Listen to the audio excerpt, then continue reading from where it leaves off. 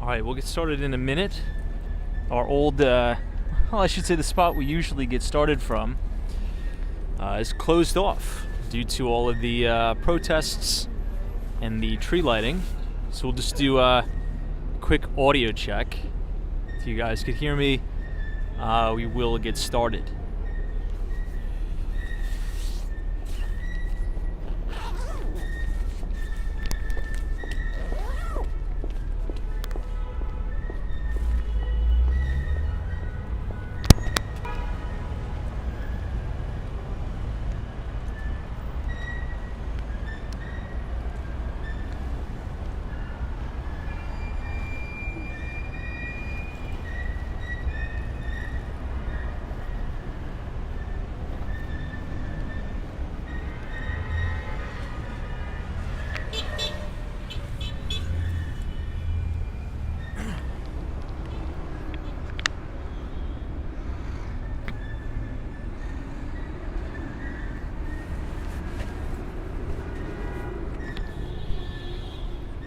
Alright, it looks like we are good. So good evening, everybody, and welcome back to Walks on Wall Street. I forgot the date. I think it's the 30th, right? The 29th to the 30th? I guess it doesn't matter. Well, welcome back. Today is Wednesday. It's about 9:15 p.m. Eastern Time here in New York City, and we are standing on the corner of East 56th Street and Park Avenue. Now, it's a pretty, busy day in the city today. We have the Christmas tree lighting at Rockefeller Center. So there is traffic galore. Hold on one second. As you can kind of see here on Park Avenue, this is that 425 Park, the brand new Class A office tower.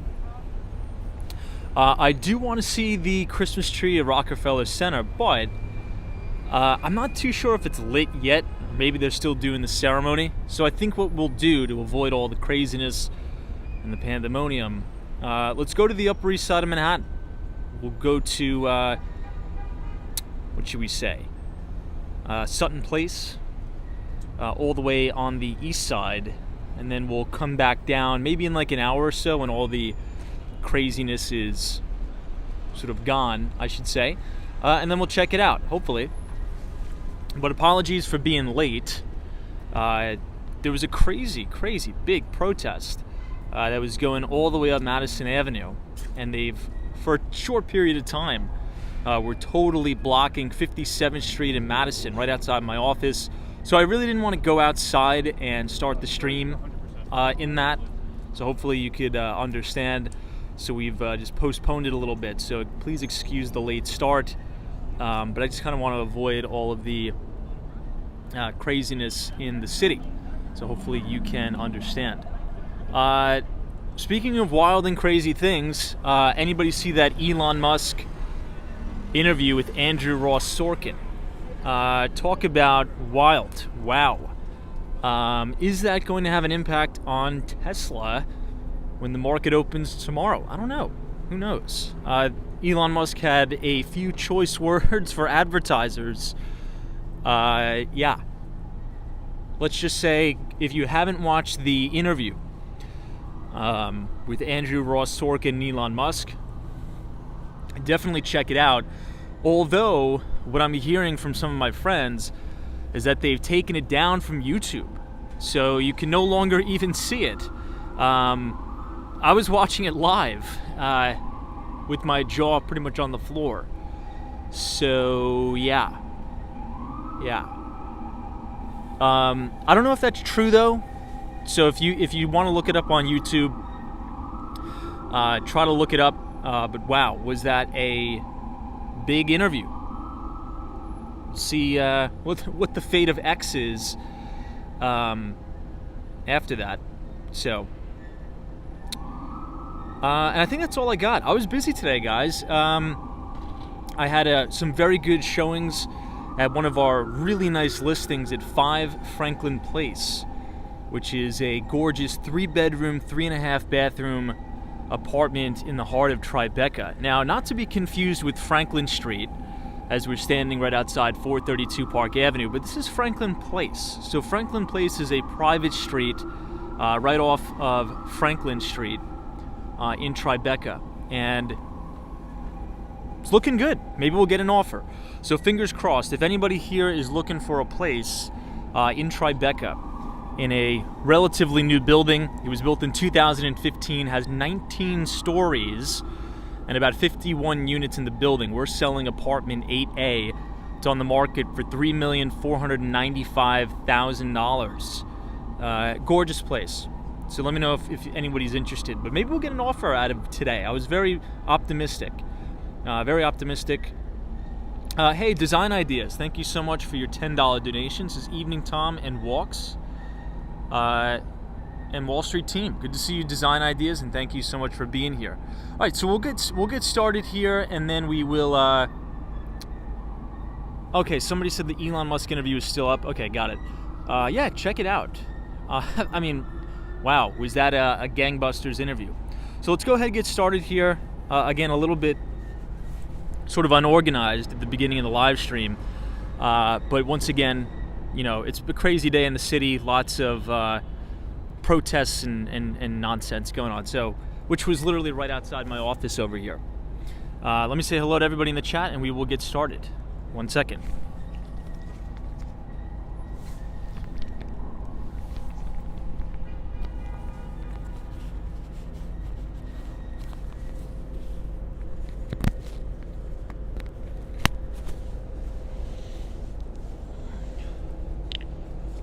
But Design Ideas, thank you so much for your support. I appreciate you very, very much. I see Paranormal Witness Girl is here. What is going on? Design Ideas. Sabrina Fair. Try to Travel. What's up? Juan Fernandez from Miami, Florida. Juan, it's only a matter of time. 3 more days, Juan, and I will be in your neck of the woods, which I am looking forward to. Very, very excited about that. Maybe I'll hit you up when I'm down there. I see Sally. What's up, Sally? Good to see you. Vinny is here. Welcome. Andy, thank you for joining us tonight. The one and only Richard Vogel, Mike MTL. What is going on? Jack S. What's up? Joseph Hardaway says, what's up, Tom in chat? Estelle is here. Adrian, Sabrina Fair. Yeah, all right. So, guys, for those of you who are just joining, we're going to do a little bit of a detour tonight.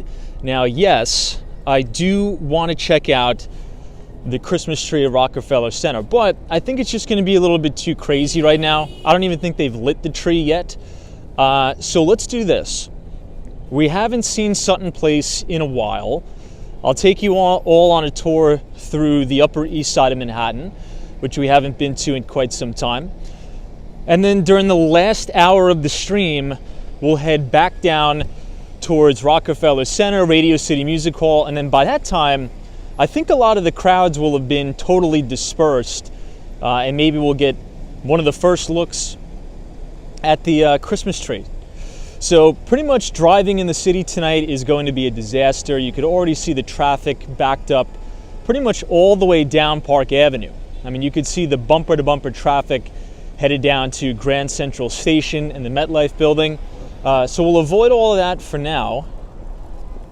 Go to the Upper East Side to buy us some time. And then we'll check out the tree. Now, I think tomorrow, if I'm not mistaken, they are going to be lighting the Christmas tree outside of the New York Stock Exchange. And I'm very interested in going to that tree lighting ceremony. So, I don't know. What do you guys think? Thumbs up or thumbs down on the tree lighting tomorrow? I think I may want to do that. But, I don't know. This is the Aston Martin showroom here.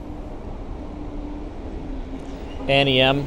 Jose says, have you heard about Charlie Munger? Yeah, we talked about that on the stream, pretty much the entire stream yesterday.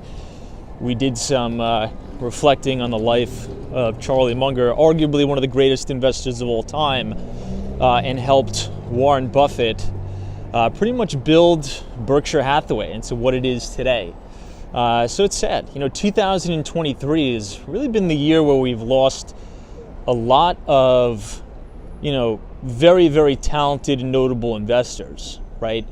In May, a few days after my birthday, William J. O'Neill passed away. And William J. O'Neill, or Bill O'Neill, was the founder of Investors Business Daily. So IBD, O'Neill Global, and the like. I forgot to mention this on last night's stream, but this year we also lost another technical Wall Street titan, but mainly in the real estate business, Sam Zell, right? The greatest contrarian, arguably, in the real estate business, right? Unfortunately, we lost this year too. It's been a tough year, honestly. Definitely been a tough year in the investment business. Hey, JC, thank you so much, my friend. That is very, very kind of you. It says, please accept Bitcoin donations so I could send you real money. Dude, that would be exactly what YouTube needs, is to have an integration where you can send BTC donations. I would definitely much prefer Satoshis. But JC, thank you so much, dude. Very, very kind of you. And Bitcoin's looking good. Bitcoin and gold. So the digital gold and the physical gold is looking good. I know, I heard that too, Dale. Multiple reports that Henry Kissinger has died at 100 years old. I just saw that. It's sad. But then again, here's what I've sort of said last night, and I think many of you would agree, is that, I think Charlie Munger was about a month away from turning 100 years old. To live to pretty much, we could just call it 100, right? He was 99, but I think it was a month away from his birthday. That's a complete blessing in and of itself. I hope I live to 99 years old, and all of you in the chat, right? Is it, sad when you see somebody so notable as that pass away? But, looking on the bright side, he pretty much got everything he wanted out of life, and that's really all that you can ask for, Hey, Hawaii is here. What's up, Hawaii? Welcome to a very frigid New York. Now, you know what? One of my buddies that's in Miami right now, he actually just landed. It was supposedly like 55 degrees in Miami today, at least at night. So, hey, DC is here. What's up? Goldie says the quality of life at 100? Question mark. Well, look, I think life is a gift. Look at this. Wow, Paranormal Witness Girl says, Tom, it's cold in Fort Lauderdale right now, 56 degrees. Holy, for Florida, if it gets to, I always make this joke, in South Florida, you think about like Palm Beach, Fort Lauderdale, Miami, when it gets below 60 degrees, everybody starts breaking out their winter jackets. When I was down there last winter, and it was like 60 degrees at night, people were wearing winter coats. I was like, guys, this is ridiculous. And I was still walking around in a t-shirt. The Floridians can't handle winter, like anything relative below 70 degrees. Anyway, I just think that's kind of funny, wearing a winter jacket when it's 65 degrees out. Wow, tries to SoCal is 55 degrees. It seems like the entire U.S. is getting a little bit of a cold spell, because it was freezing last night. I think it was about 32 degrees, so it was freezing, right? When we were walking around doing the stream. But with the wind chill, I think it was like 28 degrees. It was cold last night. Same thing in Florida. Their freezing is 55 in sunny Florida. Hey, Vivian Francesca says, Tom, it's 65 degrees in Sunrise, Florida, and I'm freezing. I'll definitely trade you, because it is frigid cold tonight, and it's going to get colder as we head further east. So we're going to go to the Upper East Side. We're going to check out Sutton Place. It's one of my favorite neighborhoods in Manhattan. And you'll see a lot of the beautiful co-ops. Very, very beautiful cooperatives are here. Let's cross though on Lexington, and then I'm going to make this left. And let's check out Bloomberg. I don't think we've checked out the holiday display at Bloomberg headquarters. So let's check that out tonight. I'll try to read as many chats as I can, but I'm trying to keep my hands in my pockets. Yeah, somebody made a comment about Palo Alto Networks. Yeah, you know, and this is something we sort of talked about last night, is that the reaction to earnings has started to become positive.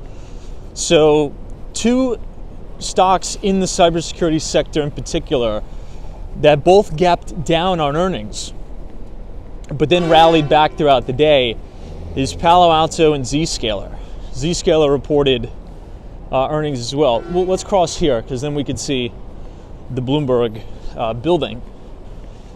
Yeah, and then Palo Alto Networks went on to make an all-time record high yesterday. But you know, in this market, it's been very strong the last month, and you know, I think we are due to give some back. So I wouldn't be surprised if we correct here going into the holidays, particularly around, probably as we go into, you know, the first week, or I would say the first day of Hanukkah, which is what, the 8th?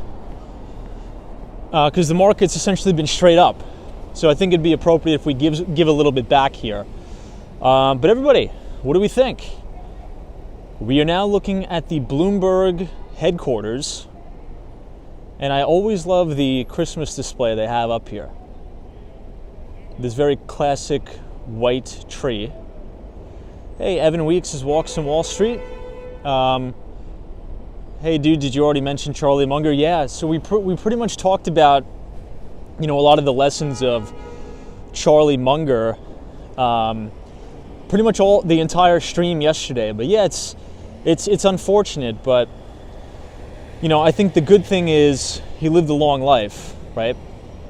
You know, he was 99, and I said this on the stream yesterday that I think that Warren Buffett and Charlie Munger in particular probably have done more for the average investor than just about anybody. I sort of named my top 3 yesterday, and my top 3 were Warren Buffett, Charlie Munger, and then, man, I'm blanking on his name. It's so cold, I'm getting brain freeze, literally. No pun intended. John Bogle, or Jack Bogle, the CEO of the Vanguard Group. I think those 3 have done more for the average guy than really anybody. And one of the reasons why we were, you know, sort of inferring that on last night's stream is because all of their work is relatively archived and readily available to the public for free, right? I mean, you could go back and watch any Berkshire Hathaway shareholder meeting, totally archived. You can watch the video. You can read all of Charlie Munger and Warren Buffett's investor letters. They have books available. So, you know, the blueprint is there, right? They never sort of put anything behind a paywall, if you will. They've kept it simple, and they've shared essentially their methodology to the public for free, which I think is great. So, you know, sort of framing it that way, the good news is, you know, his investing methodology about finding businesses with very, very big moats, right? Free cash flow generative businesses, you know, that's still gonna ring true today, 10 years from now, 100 years from now. And yeah, but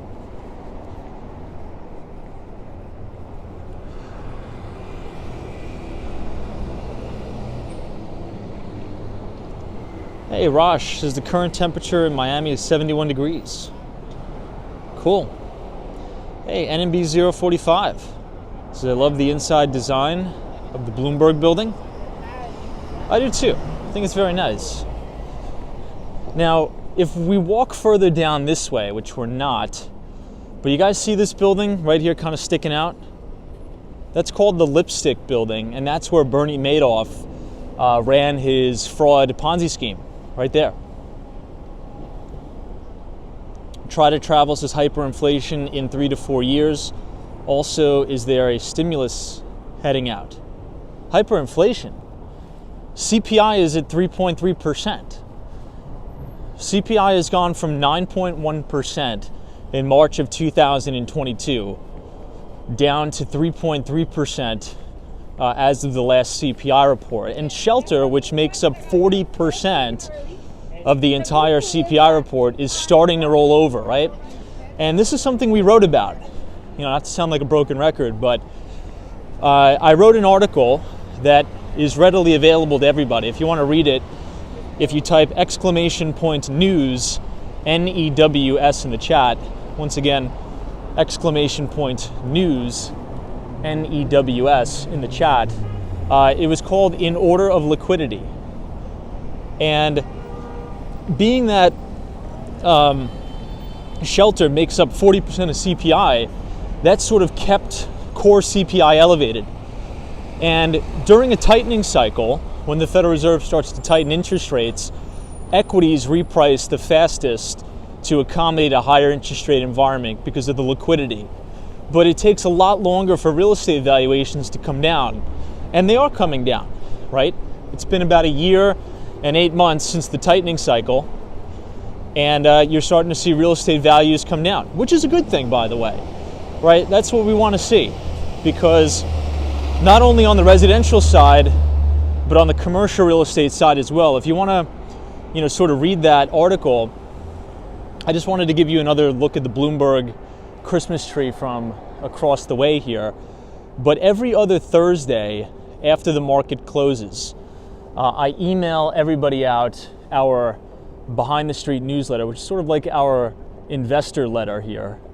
And we cover all the important topics going on in the markets, and I give you all of my analysis for free. So if you scan the QR code and punch in your email, you'll be subscribed to our Substack. Now, this building kind of reminds me of a lot of the buildings in Miami because they have the balconies. If you were just looking at this picture right now, you would kind of think that you are, looking at something on Collins Avenue or in downtown Miami. This kind of sticks out like a sore thumb here on the Upper East Side, but yeah, I don't buy the hyperinflation narrative in the United States.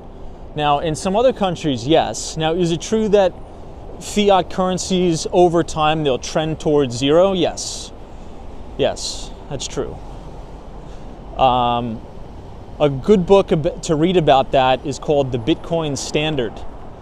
The Bitcoin Standard. Now, if you think Bitcoin is a scam or a fraud, still buy the book and just read the first half of the book and then throw the book away, because the first half of the book is only about the history of fiat currencies and the history of money, right, going back to the beginning of time. So even if you don't like Bitcoin, that's fine.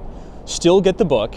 It's called The Bitcoin Standard, and the first half of the book is all about the history of money. It's all about the history of money. Back when we used to do, bartering, and back when we used to trade seashells. Hey, look who it is, Razzle Dazzle 786. Good to see you. What is going on? Hopefully you had a great Thanksgiving.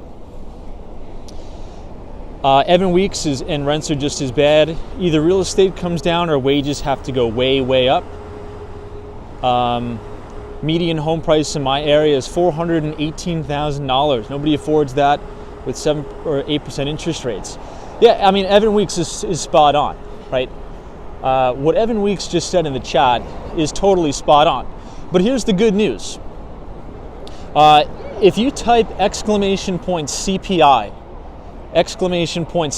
in the chat, the Nightbot will drop the link to the Bureau of Labor Statistics Consumer Inflation Report.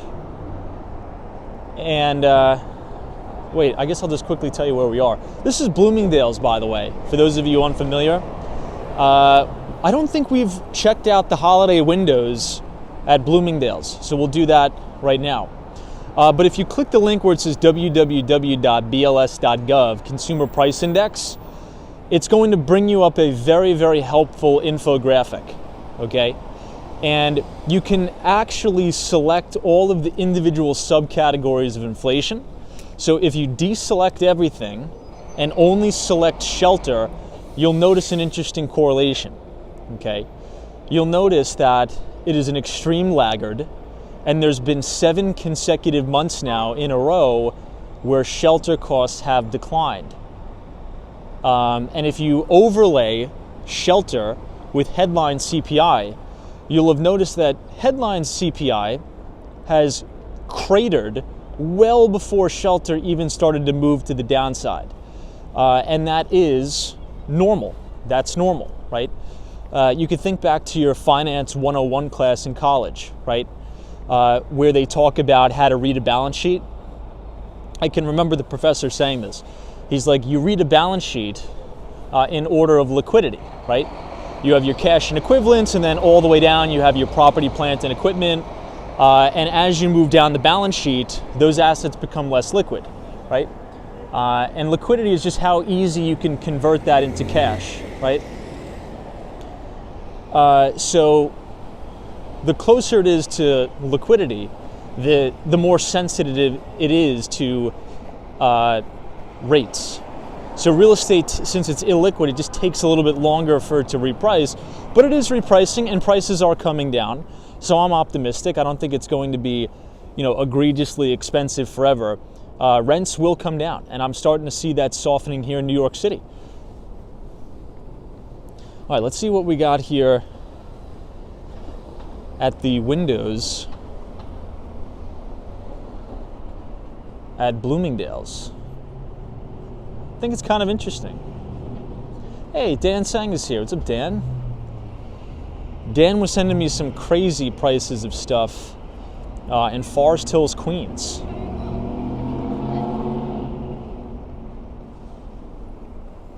Hey, Smee Media, what's going on? This is the tree lighting starts in 9 minutes, I believe. Yeah, we'll probably head down over there later. I just don't really like crowds. I don't like being involved in that. Plus, there's like a lot of nefarious actors out in the city tonight, fortunately. Hey, Jonathan, what's up? Just watching from Pompano Beach, Florida. Good to see you. What's up? Vinny says, Tom, JP Morgan Chase made a bearish call on the S&P 500 for 2024, down 8%.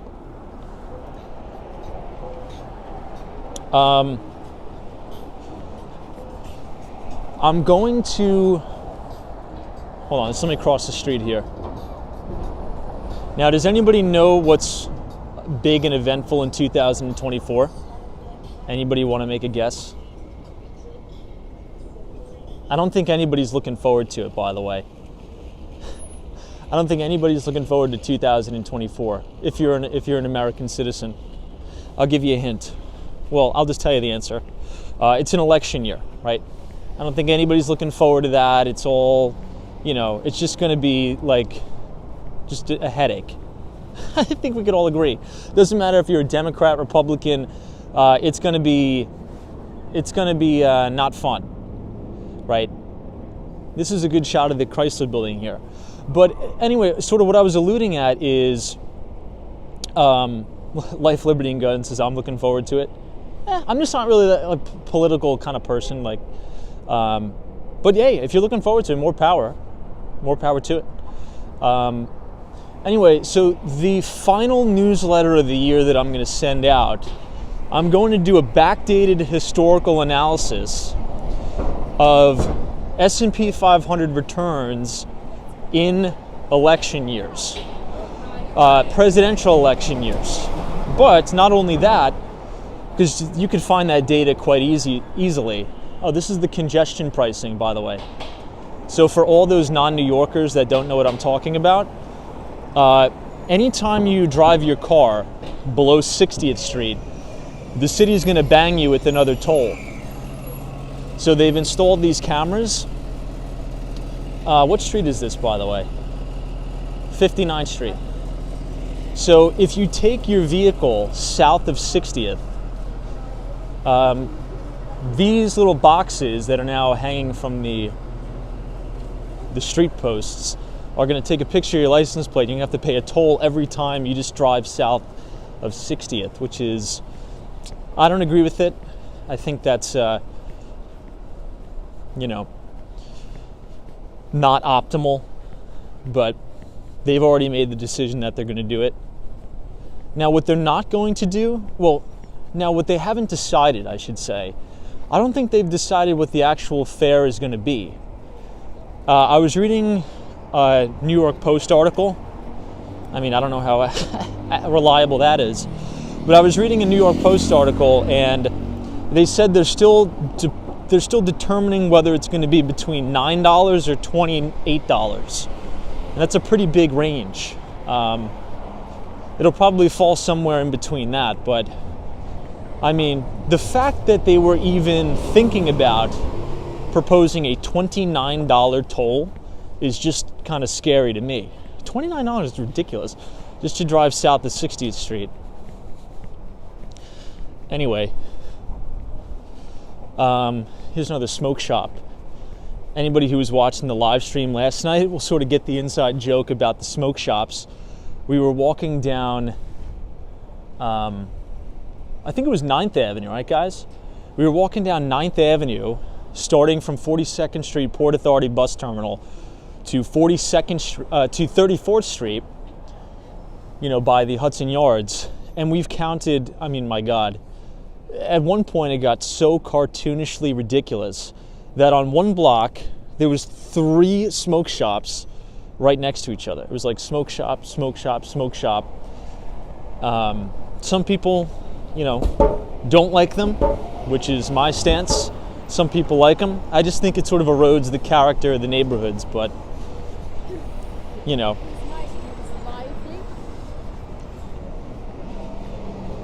Try to travel says you're about to see more smoke shops. Yeah, well, definitely not looking forward to that. But anyway, so I was going to I'll send out a report of the best performing sectors during an election year, and we'll try to draw some correlations from that, right? So we'll try to distinctly say, okay, is this correlation or causation, right? Because I think a lot of people can get confused about, correlation, causation. So I think it'd be good to do a little bit of a case study. I'm working on that. That's going to be in the last newsletter we send out at the end of the year. It's going to be a long one. It's going to be like a big thesis. But it's going to be about historical S&P 500 performance during an election year and which sectors outperform. And is there some correlation, causation there depending on, the political party of the president, right? And I think you guys will be, I don't know, I'm looking forward to it. I'm looking forward to writing that piece. All right, let's make a right, and we'll start to head towards the East River now. I see Victor's here. It's a Victor. Lance, welcome. Sam M. This is the whole point of a dispensary, is everything is tested. All that stuff is black market.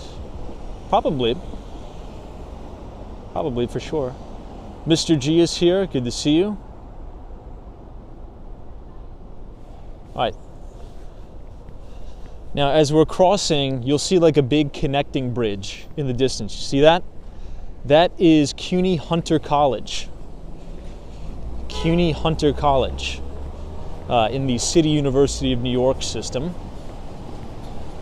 Maybe if we have time one night, we'll go all the way over there and we will check out Hunter College.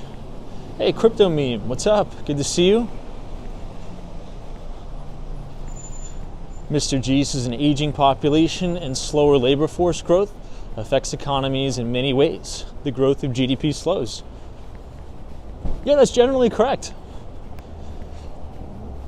That's generally 100% correct. All right, let's take a little bit of a break here. And I want to showcase some of these gorgeous Upper East Side townhomes.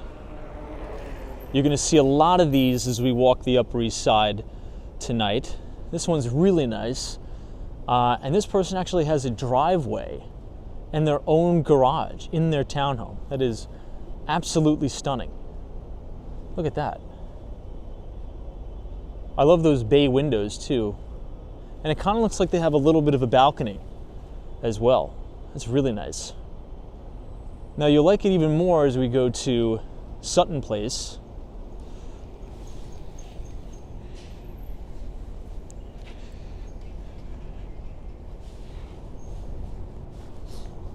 Which is a little bit further up.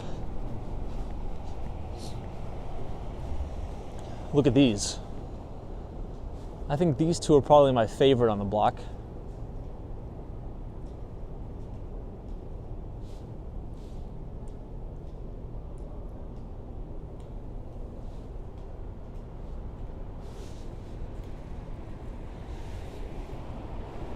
Really nice. Hey, Dave says we're visiting again January 2nd to the 8th. How will I keep my feet warm? I know. I have no idea, honestly. Yeah, I don't know. Just try not to think about the frostbite, I guess. Pretend you're walking on the beaches in Miami, Florida. Maybe that'll reframe your brain a little bit. But I'll tell you guys a funny story about the Upper East Side. Not really a funny story, but maybe it'll provide some context for those non-New Yorkers. This is the 2nd Avenue subway, by the way. So the brand new 2nd Avenue subway. I actually took this today. I got off at 79th Street. So I had a walkthrough, and I know this is kind of funny. So usually when you close, before you're about to close on an apartment or a real estate deal, you have to do a walk through the property. So you get together with the client, you meet them there, you do a final walkthrough before everything is done, just to make sure that, nothing bad has happened and there's no damage, and they're going to get it in the agreed upon condition, right? So I'm selling parking spaces, right? Individual parking spaces in Manhattan. And we're closing on one. Tomorrow is closing day, so I had to do a walkthrough of the parking space. So I'm like, yeah, there you go, there's the space. It took like 2 seconds, but I was walking the streets and I was going into some of the other parking garages, and the further you go into the Upper East Side, I mean, it is unbelievable what some people pay per month to park their car.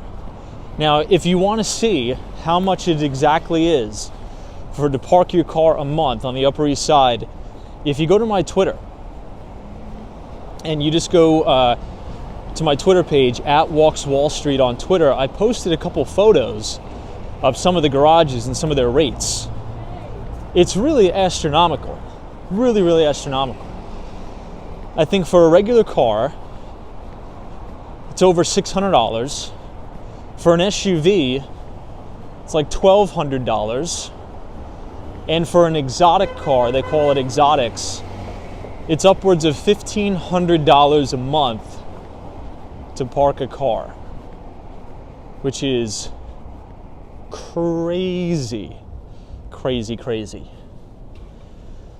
So a lot of people are showing interest in buying parking spaces. We just sold a parking space for $140,000.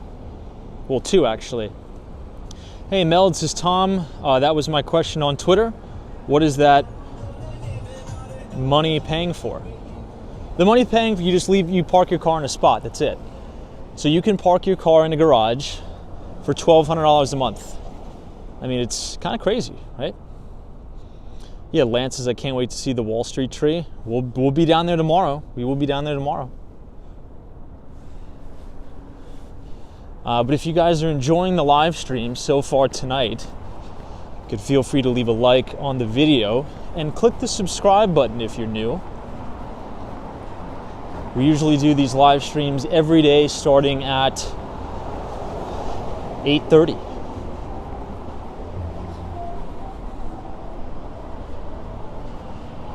Now we've overshot Sutton Place because I'm just kind of roaming around, but we'll go down there.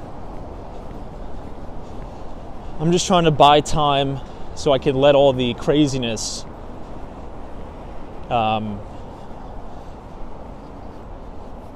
smoke shop, another one. Hey, Eva. Says I saw $2,100 a month in Midtown East for Self Park. Yeah, it's really wild.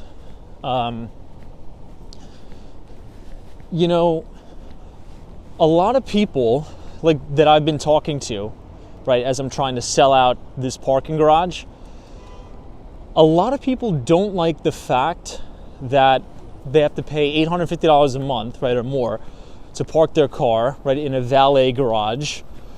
And sometimes they have to, call 10 hours in advance for these valet people to, get the car. It's not like you just walk up the ramp and say, hey, can you get my car in most cases. Sometimes, depending on the garage, you have to tell them like 5 to 10 hours in advance, which is crazy. Someone says, when face reveal? If you type !Thomas in the chat, you can see my face. It's our bio.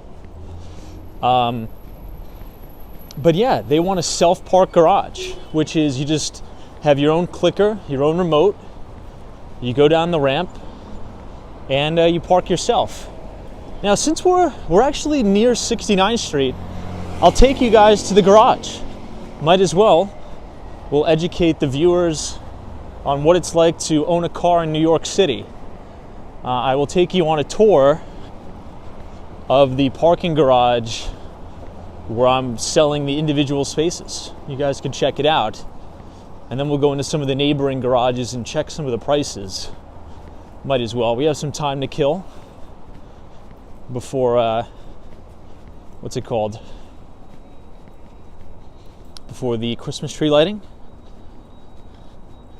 Wow, I'm seeing like a flood of Thomas in the chat. I didn't know everybody was that interested in seeing my my face. You'll be disappointed, trust me. So I apologize for that. Hey, Colton Manning, what's up? Good to see you. That's too funny. You guys are funny.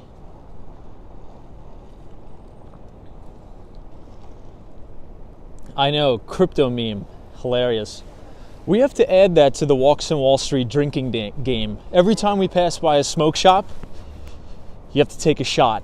I think you guys are going to get slaughtered every night. I'll probably turn you guys into alcoholics, but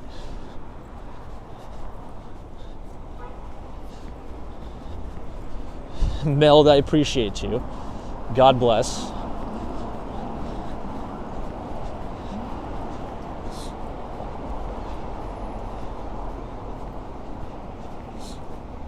Dan Zhang says they just lit the Rockefeller Center Christmas tree. Very nice.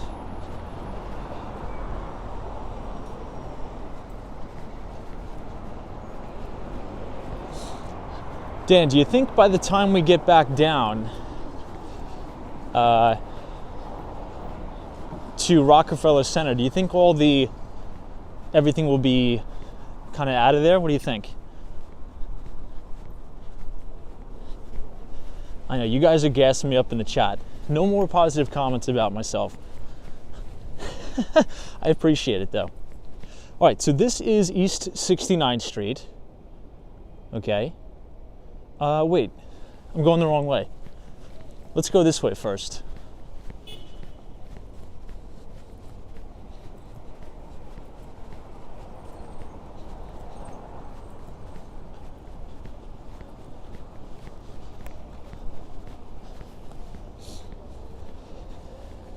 Will we make it? We have 3 seconds. We'll make it. Let's actually pass this place called Crumble. Has anybody ever been to this place? I keep hearing about it. It's like this brand new cookie shop. It's like a franchise that's opened up in New York. Has anybody been here? Yeah, Latha says the Upper East Side is pretty quiet. Upper East Side is always quiet at night. That's why a lot of people kind of like to live up here, but in my opinion, I like the Upper West Side better than the Upper East Side. But that's just my personal preference. All right, guys, what do you think about this store? Has anybody been here? It's called Crumble. And, one of my friends is in CRE brokerage. So he's a broker for commercial real estate. And the numbers that these Crumble shops do are ridiculous. Now, I don't know if that's going to be able to self-sustain, but got an inside look on some of the sales numbers here at some of these franchises across the city. My God, do they sell a lot of cookies, which is crazy. Running at altitude says it's overpriced cookies. I mean, let me tell you, they do crazy, crazy numbers. Hey, Lionel, it's 0 degrees Celsius. Come on, Tom. Let's get a beanie to go with that coat. Thank you so much. Thank you so much for your very generous donation. Appreciate you. Let me take a screenshot of this comment, and I definitely will get a beanie to go with the coat. Thank you for being so generous. You know what? Speaking of beanies, so the project that we're leading, selling it out, the Conover, 199 Conover Street. We just got a bunch of merchandise, and I think it looks really cool. So we have beanies, we have hoodies. Maybe I'll send them to some of you guys. I'll send you like a Conover beanie. I'll put some pictures on the YouTube page. Hey, Simon Kelly says, hey Tom, are home inspectors commonly used? During the closing process in New York City real estate deals? Yeah, I mean, everybody. Now, if you're selling a parking space, which we're going to talk about now, not really. But yeah, you should always get a home inspection. Which, to me, I remember in 2021, when you had the big real estate boom, there were people that were foregoing and waiving their home inspections, which to me is just ridiculous. You never, ever, ever do that, guys. Okay, I don't care if you're in a bidding war and you're going to lose the place. Never, ever, ever in a million years, opt to waive the home inspection. That is like the worst idea possible, in my view.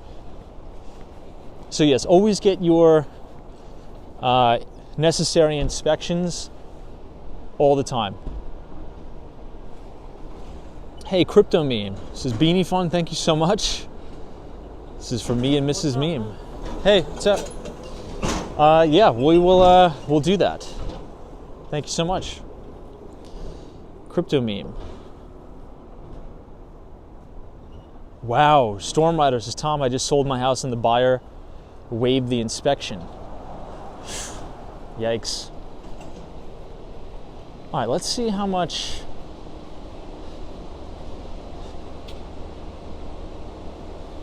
Okay, so this garage, so for all vehicles, it's $654. If it's a luxury vehicle, you add $84. For supersized, you add $168. So this one's actually really cheap. This garage is actually a really good deal.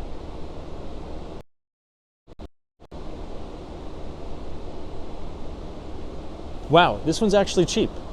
$654 a month to park your car in this garage.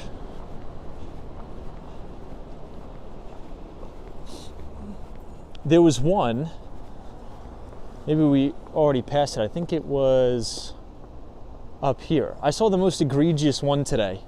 I think we did pass, it was on the other side. We'll check it out. I took a picture and I posted it on Twitter. I couldn't believe how ridiculous it was. It was like $1,200 to park a car. I know, Latha says that's really reasonable. $650? I mean, this garage, I don't know what the heck's going on with this one. Somebody says expensive price or cheap. That is cheap. $650 for a vehicle. Now an SUV, right? I think it said tack on $100. So $750, that's like reasonable. But for some reason, this garage was absolutely ridiculous.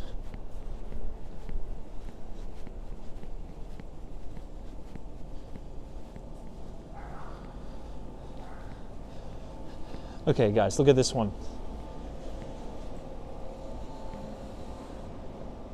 Guys, what do you think? Okay, so the monthly rates for this garage, for a car, it's $786. For an SUV, it's $1,049. An exotic vehicle, it's $1,311. And, by the way, if you're interested in doing that, sorry, but the garage is full to capacity. So there's demand for it. There's people right now, like this guy, is paying $1,500 a month to park his car. That's New York City for you. Panda Expresses for those prices. I'm probably going to live in my car. Oh my God. That's hilarious, dude. JW, can we just not, just for the sake of the stream, just no comments about the protesting stuff. It just like attracts, you know, not good vibes to the stream. Hopefully you understand. Hey, Amy's here. What's up, Amy? Says, I'm a Georgia peach. I totally see now why public transportation is so popular up there. I know, right? Now, it's easy for someone like me to say, you know, you should only take public transportation. And that's, I don't drive, I do. I take public transportation only. But it's a different story when you have kids, right? Wow, look at all this garbage.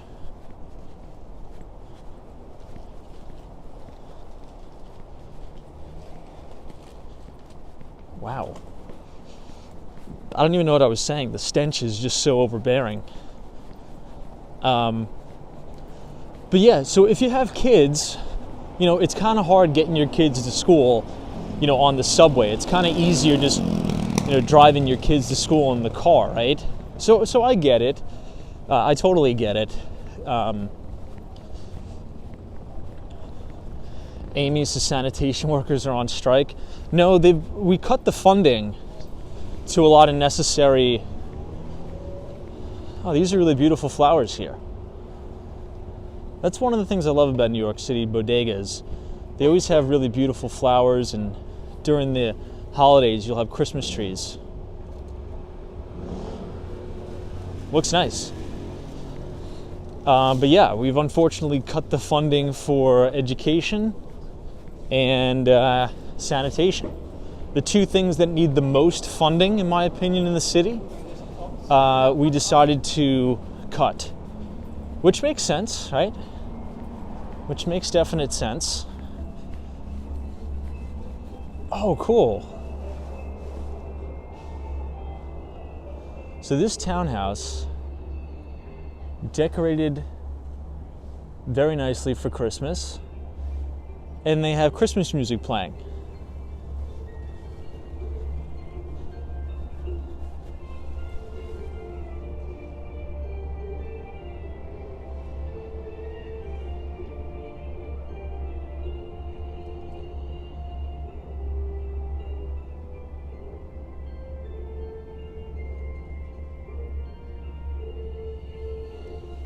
That's goals right there, guys. Let's see how it looks like from across the street. But this is the garage I'm selling. So we are selling individual parking spaces here. And there's actually been increasing demand since I've lowered the prices. Hold on, let me see if I have the key. I'll try to get you guys in. I know, Paulos Adventures says love the decorations. I think it looks good.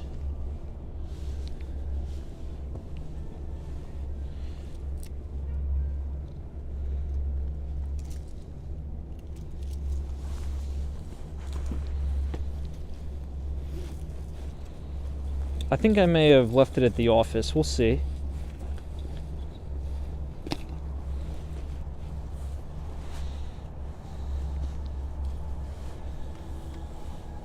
Oh, you know what? You guys are lucky.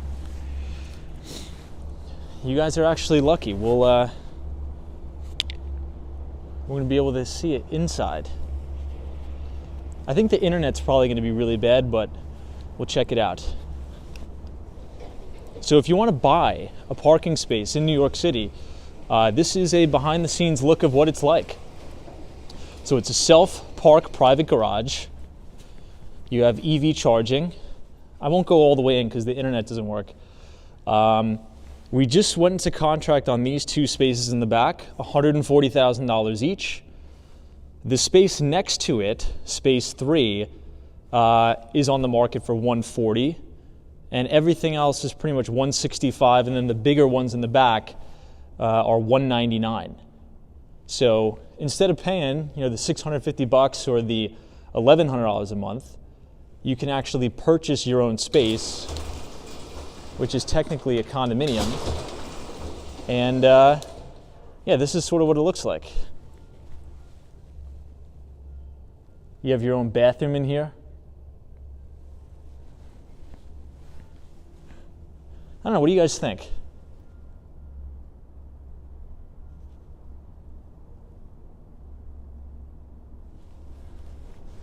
I just thought you guys would be interested in that because it's not something you see every day.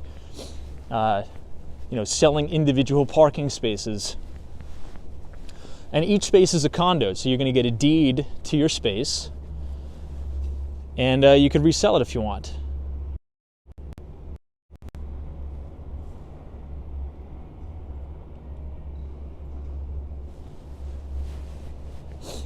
All right, let's head down now. I think is the appropriate time to the Rockefeller Center Christmas tree. Hopefully all of the people will be out of there. But if you guys are enjoying the live stream so far tonight, you feel free to leave a like on the video and click the subscribe button if you're new. We do these streams roughly every night starting at 8:30. Now the garage used to be part of this co-op, 301 East 69th Street. But the investors, which is Center Park, bought the garage, sectioned it off, and the garage actually used to be a lot bigger, but the city purchased more than half of the garage via eminent domain. And do you want to know why?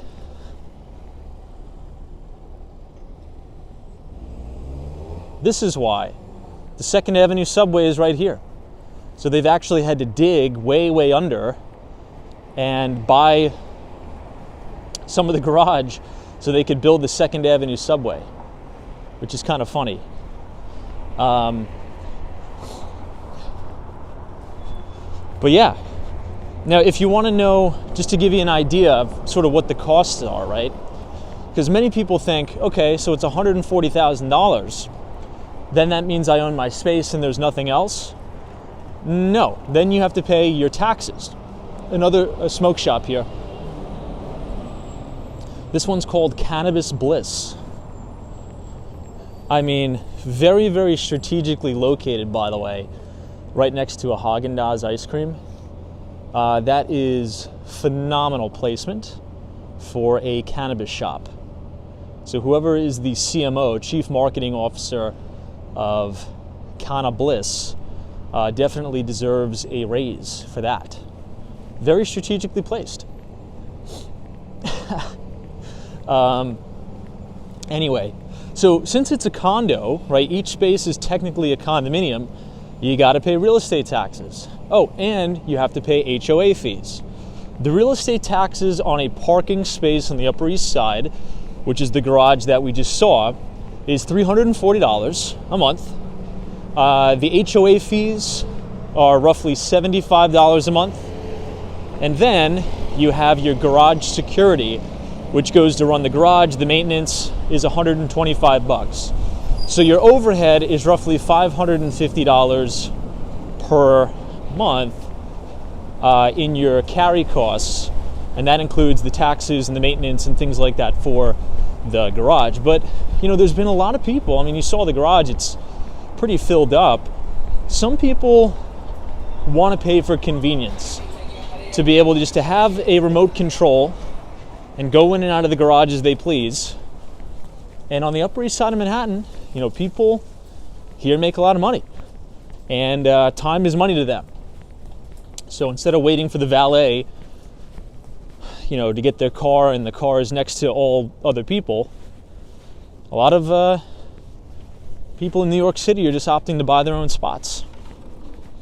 Hang with Mark Mom says convenience costs. Yeah. I don't know. I'm going to try to do fun things like that more often on the stream, just to take you guys behind the scenes of some of the stuff I'm working on. I really want to do live property tours of some of the units that we're selling. The only issue is the internet is just, not the best in some of these buildings, but we'll try to get around that. So, hey, Melissa 2087 says it's very quiet where you are. Yeah, this is the Upper East Side of Manhattan. It's very quiet at night. It's a very residential type neighborhood. Most people that move to the Upper East Side, they move here because it's quiet, more residential. It's not the loud clang and bang of the city. Hey, Kenny's here. Says thank you. That parking info was very informative. Yeah, and I think it's very specific to New York City, right? Because if there's a viewer, watching from Kansas or something, right? They probably would never think in a million years that some people in New York City are paying $1,200 a month just to park their car in a garage, right? It seems very foreign to people. So, yeah, to give you a little bit of an inside glimpse into New York City life.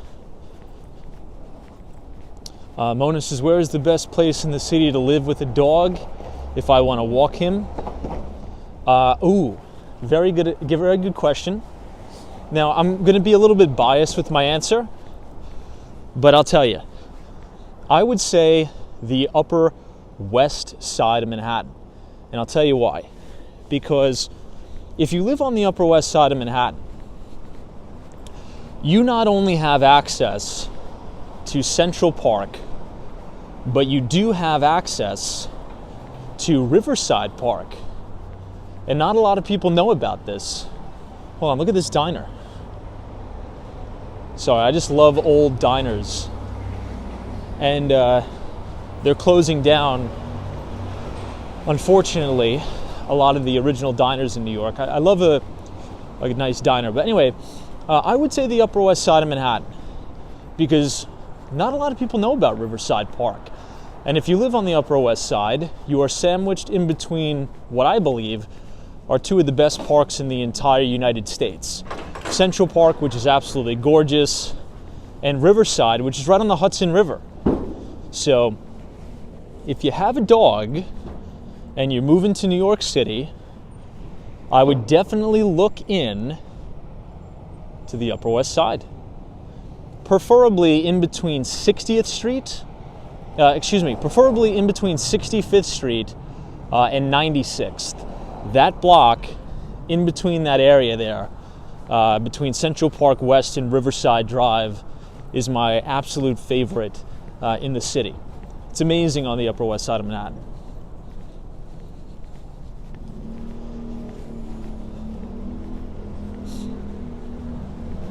Hey, Soho Joe is joining us. What's up? Good to see you. Smee Medias, Tom, I still can't get over that car that took up 2 spots in the garage. I'd be mad if that prevented me from getting into my spot. Some people have purchased 2 spots and they're going to try to combine them into one. So I don't know if that was the case, but I'm working on a deal now. You couldn't see it because the garage obviously doesn't have internet. And if I would have walked any further into the garage, you wouldn't have been able to see because the stream would have cut out. But all the way in the back, there's 3 parking spaces. And they're pretty big parking spaces. And I'm working with a client who may want to buy all 3 and combine them into one. And he, to use his words, he wants to use it to winterize his supercars. So he would just buy the spot just so he could leave his, I guess, supercars, whatever he has, right? There. So maybe whoever was double parking, maybe he owned both spaces. You never know. This is a cool view. You could just see a little piece of 432 Park Avenue in between those buildings. But if you guys kind of like those property tours that I take you on, if you scan the QR code on your screen, every other Thursday after the market closes, I'm going to incorporate one property tour every single newsletter. Now, the last newsletter that I sent out, which was Friday night, I filmed an exclusive property tour of the penthouse at 75 First Avenue. Stunning. The views from the rooftop of the penthouse, you could see every single notable building in Midtown Manhattan. From the Empire State Building, the Chrysler Building, all the way to Billionaires Row. Stunning property. So if you scan the QR code on your screen, or if you type !news, you'll be signed up to receive our free financial newsletter. And a section in that newsletter, I take you on a behind-the-scenes look at some of the most luxurious listings in New York City. So check it out. We're going to walk down a couple more blocks. We'll take a quick tour through Sutton Place, and then we'll head to Rockefeller Center. Hopefully everybody is sort of filing out of the neighborhood. Hey, Lionel says 75 First was great, 2-minute walk from the famous NYPD Blue Precinct. I'm glad you liked it. Glad you enjoyed it. Smee Media says, I liked the First Avenue apartment tour, Tom. It was great. Good job. Glad you liked it. Yeah, it's a kind of unique property, right? It's not in the best location for me, right? But the views, I think, are really unmatched. You pretty much have an unobstructed view of all the major buildings there. Hey, we have Bree Grams joining the chat. Right as we approach Roosevelt, sort of the Roosevelt Island tramway here.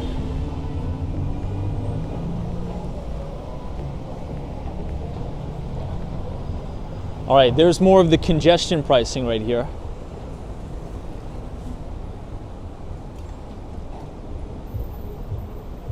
Whoops.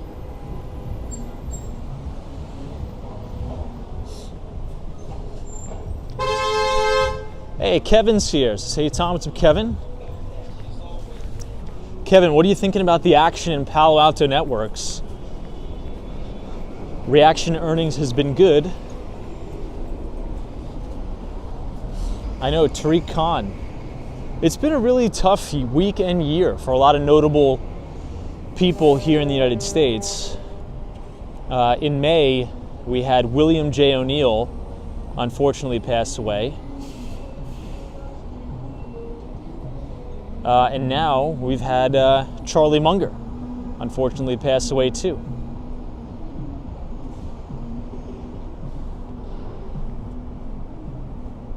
This is the 59th Street Bridge here.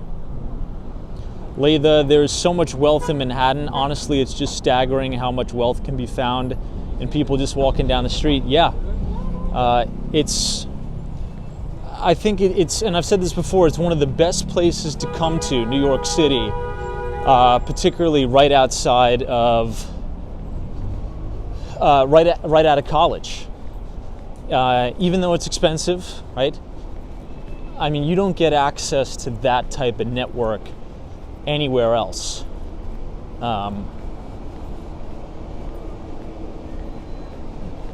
So if you're young and you're looking to build a network, New York City is by far the place to do it.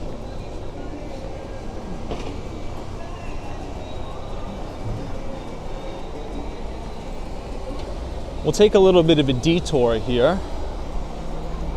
Then we'll make a right. This is the on-ramp to the pedestrian side of the 59th Street Bridge. Looks like they're doing some work. Now, by far, my friends, by far, the 59th Street Bridge is the noisiest bridge to walk over, bike over, scooter over, whatever you want to do over the bridge. It is so loud when you go up that bridge. Hey, Simon Kelly says, Tom, where can I see your listings? Simon, if you type !Thomas, THOMAS, in the chat, it'll drop a link to my bio, and you can see all of the listings that I'm leading.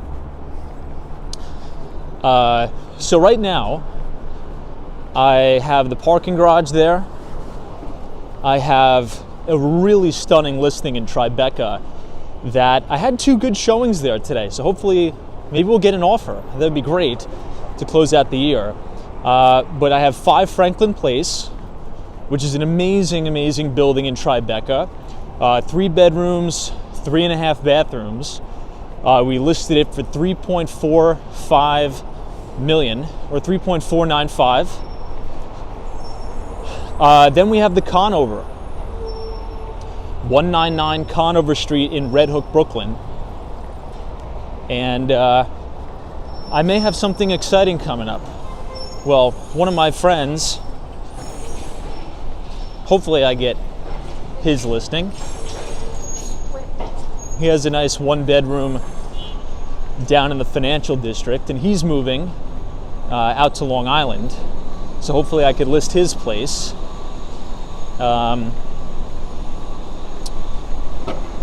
Yeah, so check it out. And if anybody needs help, if anybody even just has questions on things, right, I'm always open and available. So if you send me an email, and if you're looking to buy, sell, or rent in Manhattan, even if you just have a question, I'm always in the office, I'm always around, happy to help. All right, now we are headed towards Sutton Place now. We just need to cross the street to the left here by the 59th Street Bridge, and then we will officially be in one of my favorite neighborhoods in Manhattan.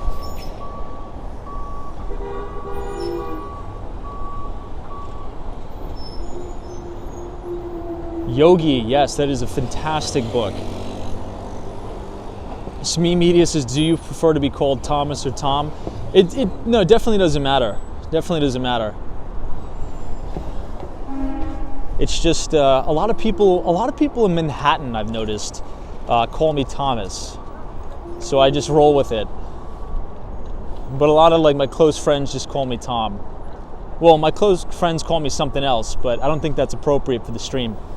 Just kidding. All right, let's cross the street. And we'll explore Sutton Place.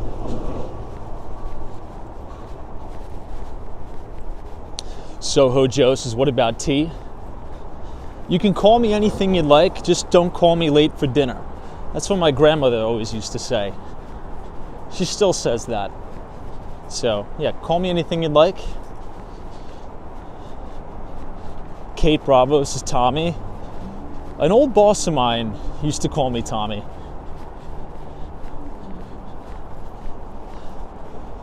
But yeah, anything works. I know, Meld is like dad jokes, grandma jokes too, right? Hopefully the park is open here. Let me check the battery. Hey, Jimmy. This is the 59th Street Bridge. So this will take you all the way to Queens and over Roosevelt Island. I think this drops you off right on Van Dam Street, right? I think so. At least I think. There's a community, it drops you off by the community college over there.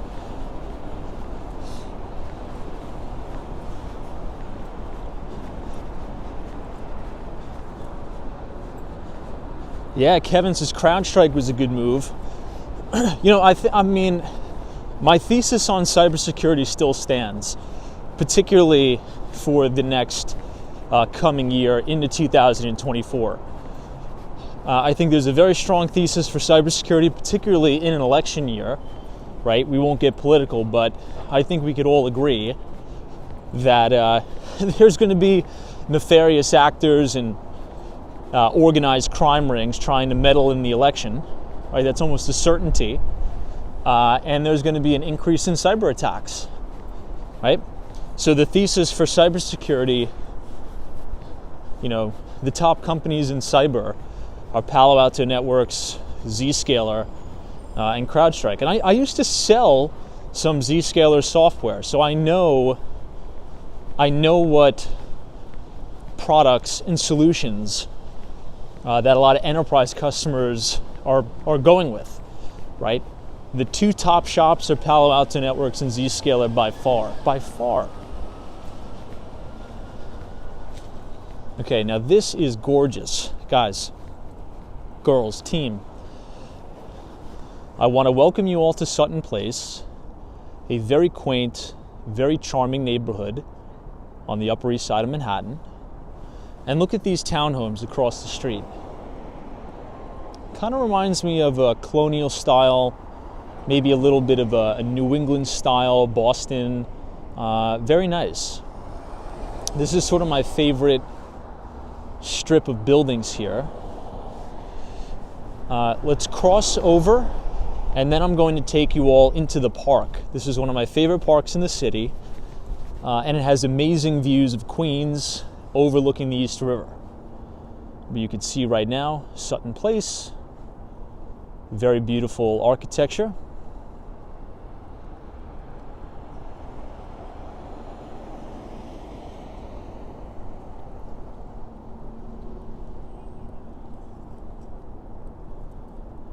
I like this one in particular.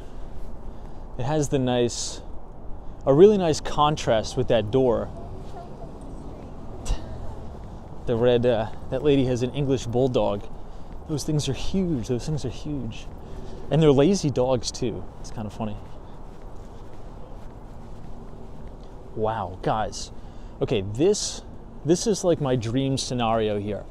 I don't know if I've ever told you this, but to have a library like this with all that beautiful wood paneling all the way around and that chandelier, that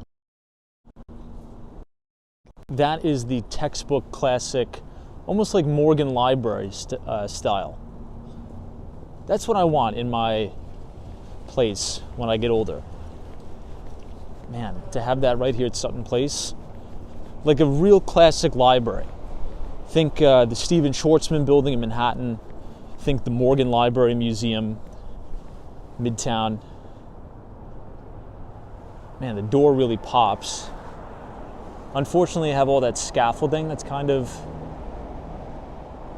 in the way here, but I don't know. So far, for those of you who have not joined a live stream on Sutton Place, what are your first impressions? Could you see yourself living here? Thumbs up, thumbs down. And keep in mind, you are but a stone's throw away from Park Avenue, Billionaires Row, right in the thick of the action here.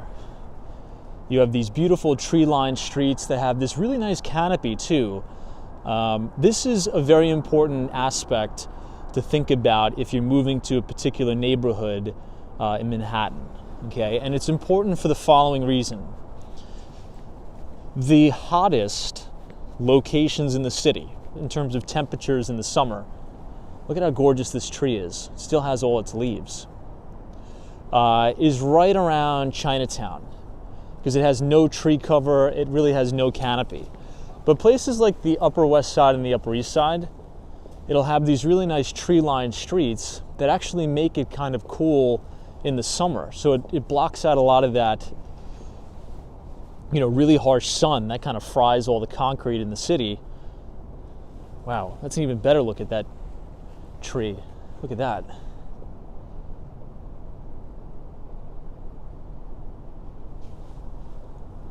Stunning. So yeah, keep that in mind. Trees are very important. Trees are very, very important in the city. It helps keep the temperature down. And it also looks like a nice aesthetic, right, for the neighborhood. So I want to welcome everybody to Sutton Place Park. It's an absolutely gorgeous park that overlooks the East River. You have the 59th Street Bridge here, and it overlooks Roosevelt Island as well. So you could come to the park here, sit down on the bench and overlook this beautiful view.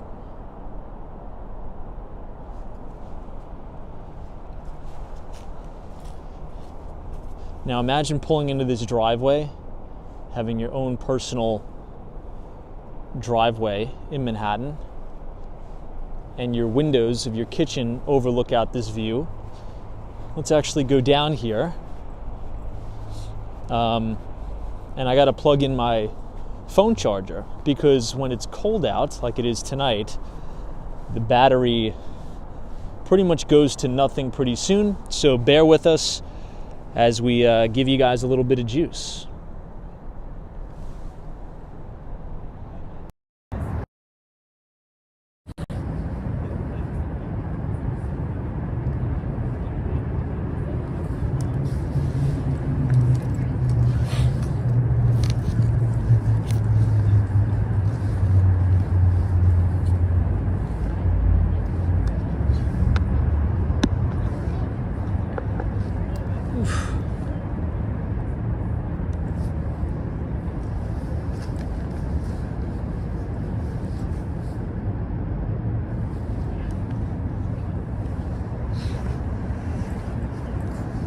Sorry about that. All right, hopefully this will last us.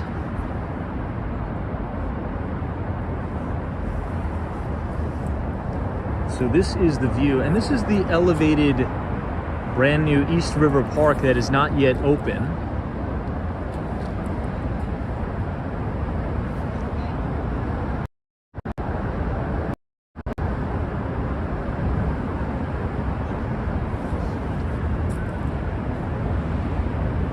But imagine sitting on the bench here,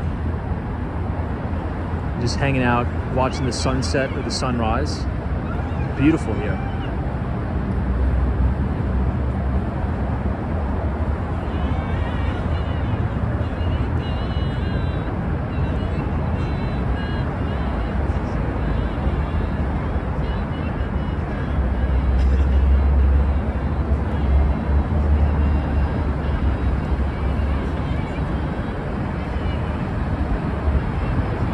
Hey, Young Breezy, what's going on?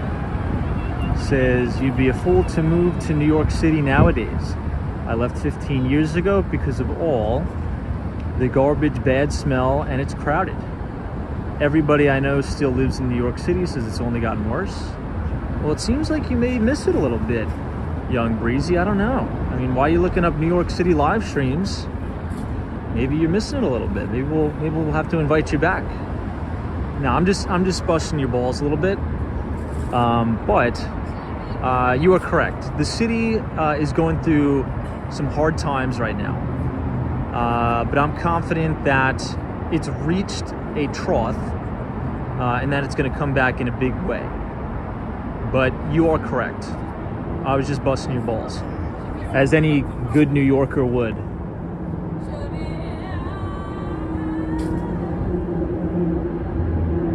All right, let's head up here. Now, this is actually somebody's backyard. I mean, that's amazing. Imagine having barbecues and things like that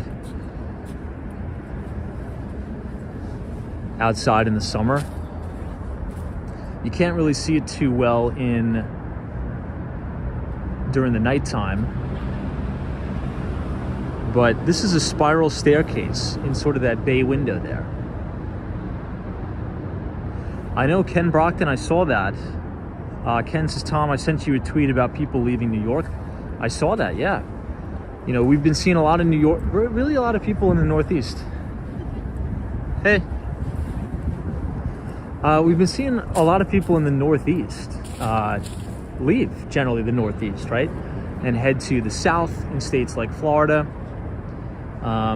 Also, states like Texas have been benefiting from the exodus of New Yorkers, but not just the Northeast, you know, the West Coast too, California and things like that. But look, I think things are going to change. I think people have been pushed to a breaking point, and you're seeing a lot of flight from very wealthy New Yorkers. And that's not good. You need wealthy New Yorkers because they pay all the taxes that sort of make all of our services go around, right? Like the subway, the sanitation. So when you have a lot of wealthy New Yorkers fleeing the city, it's sort of a death spiral of the city, so to speak, right? Because when rich people leave, the tax revenues go down. When the tax revenues go down, your services and quality of life deteriorates materially, and then that leads to more wealthy people fleeing. Then the cycle continues in the downward spiral. Less funding for services, less services, you get the picture. So there's going to be a very, very big political push for these politicians to clean this mess up. And I can guarantee you, I can guarantee you that push is happening. Trust me. And look, guys, New York has been through this before. New York has been through this before, trust me. Wow. I can't get over that, guys. I think this is his library or living room. I actually don't want to film it. It's a little bit invasive, but man, it's stunning. All that wood paneling. I love that. I would have like I would make it like a cigar room. I don't smoke cigars. I don't know why I said cigar room. I take that back. Well, I don't take that back. I would make it a cigar room that I wouldn't utilize, but I would put all books around the entire perimeter, and that's where like my study / office would be. I think you get the picture, but yeah, I mean, look, New York has been through this before. It's definitely not as bad as what it was in the 70s, right? Obviously, I don't have firsthand experience of what New York City was like in the 70s. I was born in 95, but many of you do, right? Many of the people in the chat have experienced New York in the 70s. This is nothing like that, okay? Has the city deteriorated a little bit? Yeah, for sure. Is the homeless crisis out of control? Yes. Do we not punish crime? No, we don't, and we should. But it's going to change. It's changing.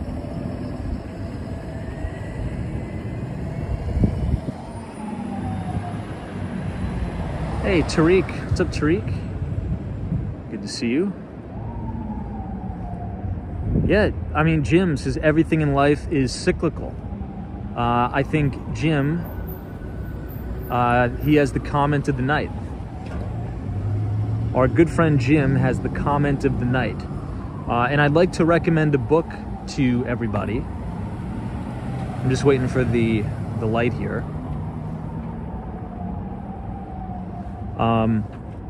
But one of the greatest investors of all time, Ray Dalio. All right, I think we are good. You never know. I mean, these streets are so open. You have people blasting down here at like 80 miles an hour sometimes. Anyway, there's a legendary investor, Ray Dalio, who wrote a phenomenal book. He actually wrote 2 books that are very famous. But one essentially outlines a business cycle, right?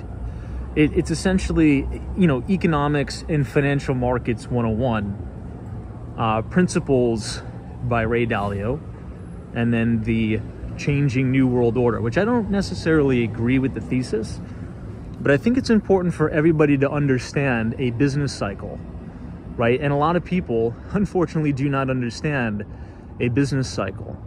And this impacts markets the same way almost every time. Things are cyclical. Now, it doesn't happen the same way every time, but it tends to repeat in very similar fashions, right? And I really think the Federal Reserve, right, exacerbates these boom-bust cycles by sort of pulling the levers on the economy. So,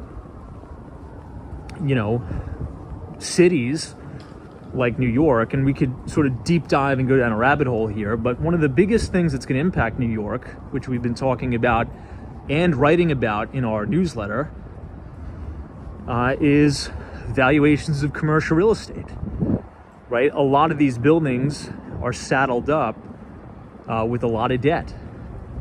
Now, since 2008, money was very cheap because the Federal Reserve left interest rates artificially suppressed to stimulate the economy, right? Sort of stimulate us out of the economy. And many people would argue that, it's been a very lopsided recovery since '08 because the whole thing was spurred by credit or debt, cheap money. So now that interest rates are moving up, well, in the commercial real estate market, there's no, generally speaking, it's not fixed debt. It's not fixed rate like you would have a 30-year fixed rate mortgage. So when your loan term is up, you have to go find another person to write the loan. This is 432 Park. And now it's a very different interest rate environment. So you have vacancies at all-time highs in the city for office, while your expenses are going to reach an all-time high. Your debt servicing expense, your insurance expense. So there's going to be a lot of defaults and foreclosures. Now the problem with that is the city of New York gets the vast majority of its tax base from property taxes. This American flag is flying like pristine, by the way. And the way you evaluate commercial real estate is based upon how much the asset generates, right? It's kind of different from residential. Commercial office or commercial, property is valued based upon how profitable the business is, right? How much cash the business spits out, it throws off. And these landlords aren't spitting off much cash. If anything, it's negative cash flow. So the valuations are going to be extremely, many cases cut in half, if not more, which is going to lower the tax base. And this happens at a time where the city is incurring such egregious costs, both self-inflicted and both not self-inflicted. Yes, the migrant crisis is, egregious. I would say that's a self-inflicted wound. And, a new cycle will emerge from it. But, generally speaking, if you read that book, it's all about a business cycle, boom bust, particularly since, I would say, this super cycle since 2008. I'd say since the lows of the 2008 financial crisis, and really in 2010 and 11 is when real estate bottomed after the financial crisis. Well, look, out of all this stuff, right, it may seem very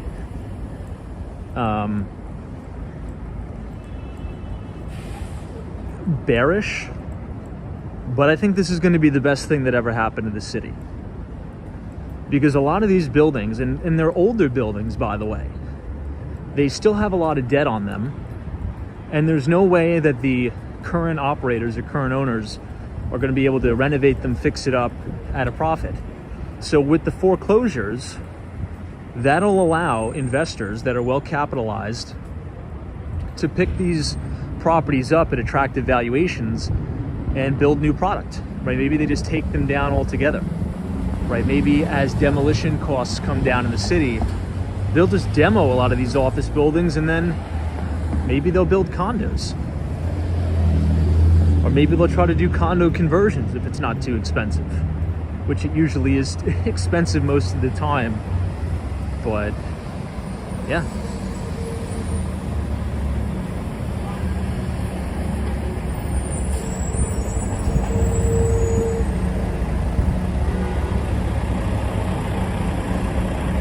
What do you guys think about this view of 432 Park?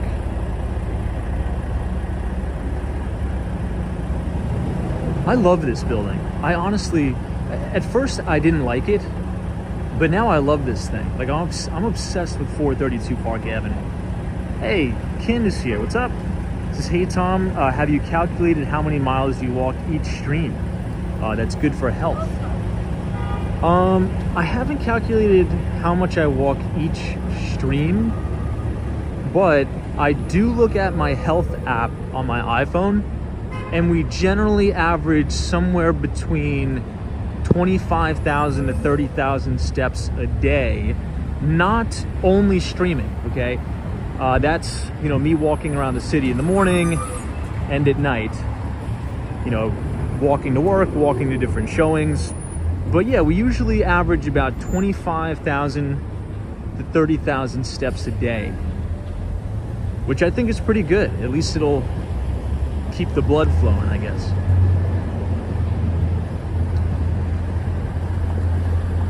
I know, Mike C says it boggles my mind how it becomes financially advantageous to demolish 50-story buildings. Isn't that crazy?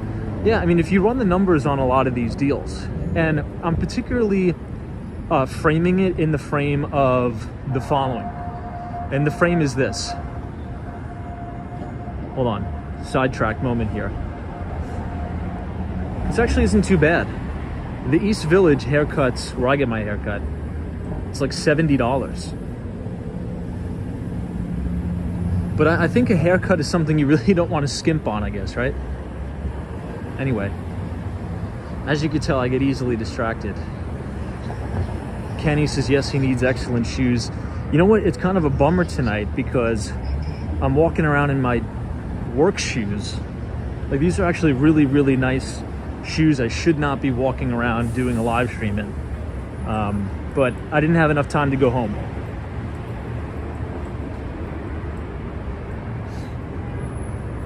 Anyway, I forgot what I was saying, but it's okay. So do you guys think that the crowd is going to be cleared out of Rockefeller Center now? What do you think?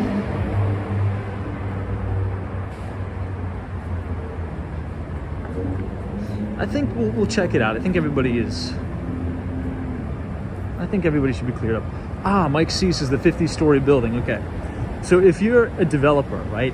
And let's say you bought an office tower and you have plans to renovate that office building and maybe potentially convert it into condominiums.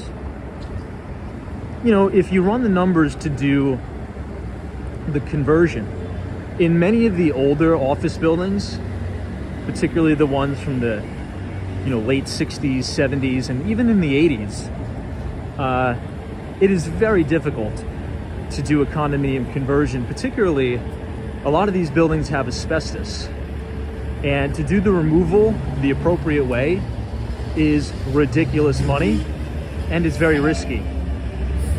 So, and also with the floor plans, the layouts, the structural integrity of the building, having it be laid out for residential, it's very difficult. So what a lot of developers may do is run the numbers and say, okay, it's going to cost us X amount to do the conversion, rerun the pipes, rerun the wiring, relocate the elevator ducts, or we could just tear down the whole thing, assuming demolition costs come down a little bit. And yeah, it's crazy. You would never think that it would be cheaper to demo a whole building, but in some cases it's actually cheaper to do that, or it's more financially advantageous for your exit, right? So if you could build a brand new product, you'll probably make more money on the exit in 5 or 10 years than you would of just doing the renovation and the conversion. Because you have to think about the resale value of those condos, right? That's very important too. Think about yourself as a buyer. And if you go to a building and a realtor is showing you a property and they say, yeah, this used to be an office building and now they've converted it into condos, you're gonna kind of feel the undertones of being in an office. I mean, even if the developer did a really, really good job, you're still gonna kind of feel it. And I always give this example when we walk in Lower Manhattan. Now, Lower Manhattan has the highest office vacancy anywhere in the city. And does anybody remember I showed you guys 95 Wall Street? Well, 95 Wall Street is now luxurious condominiums, but it is extremely, guys, that looks like you live in an office building, right? So the resale values on those are probably not going to be the best. So all of those things factor. So if you're going to buy new product, and you're going to pay top tick, and you're going to pay new development prices, as you know, any investor would, they would say, okay, how is it going to be a high probability that when I sell this, I'm going to either sell it for break even or a little bit more or make money? And I think a lot of these condo conversions, I don't think they're going to resell well, in my opinion.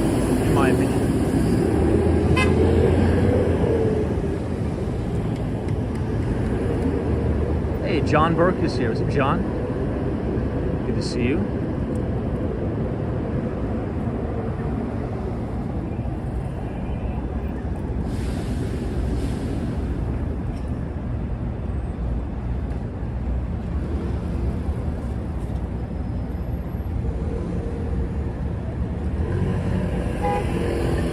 Someone's like, how would they demo a whole building?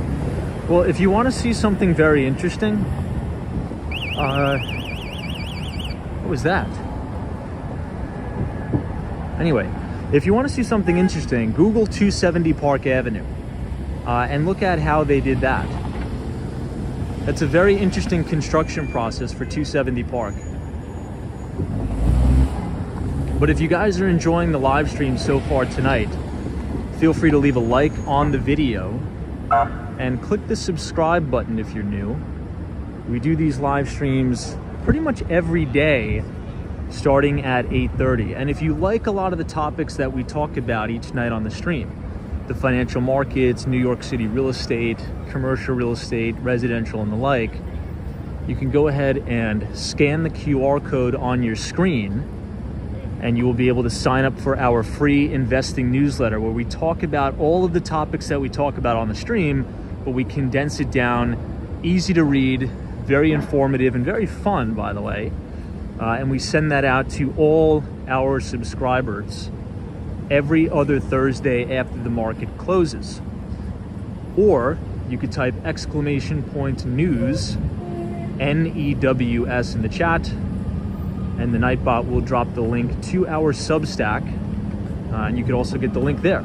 So if you see somewhere in the chat, the Nightbot will say walkswallstreet.substack. You could join us over there. Someone says they missed the Sutton Place. Yeah, we were just coming from Sutton Place. We did a little bit of a detour on tonight's stream, just because there was a lot of craziness going on in the city tonight. So we did a walking tour of the Upper West Side. And now we are going to go see the Rockefeller Center Christmas tree all lit up for the first time, which I'm excited about. Hopefully the crowds will have dispersed.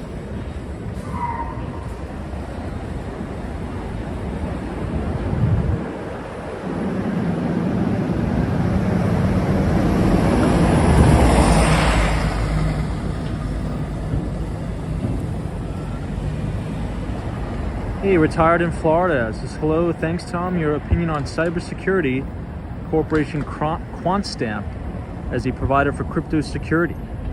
Yeah, I actually know. So Richard Ma is the CEO of QuantStamp. Now, QuantStamp is a cryptocurrency. Well, they have a crypto token. I believe it still trades under QSP. But yes, I'm very, very familiar. Richard Ma is the founder and CEO of that company. I'm not sure if it's still an active product or not. I don't know. But he's a very smart guy. He went to Cornell. And essentially they audit bugs in smart contracts. So I'm very familiar with the company. I'm very familiar with him. Yes.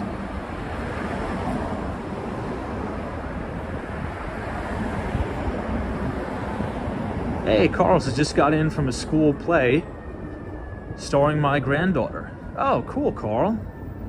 Awesome. Well, congrats. That's a big accomplishment. Star of the show. Not bad.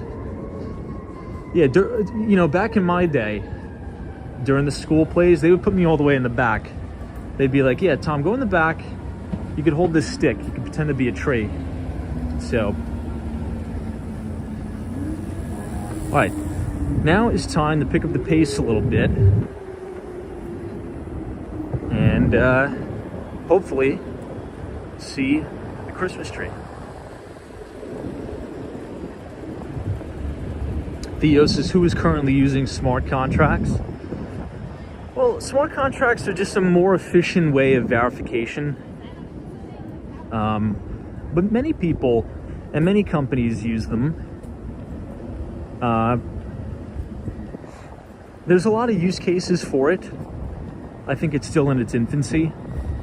I actually think that's probably one of the keys to really disrupting the real estate industry is smart contracts. But I think it's still a ways away. Here's one more look at the main entrance of 432 Park right here.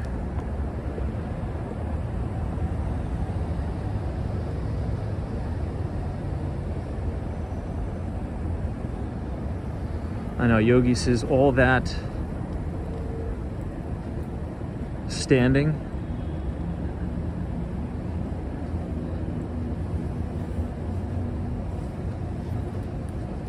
For sure, for sure.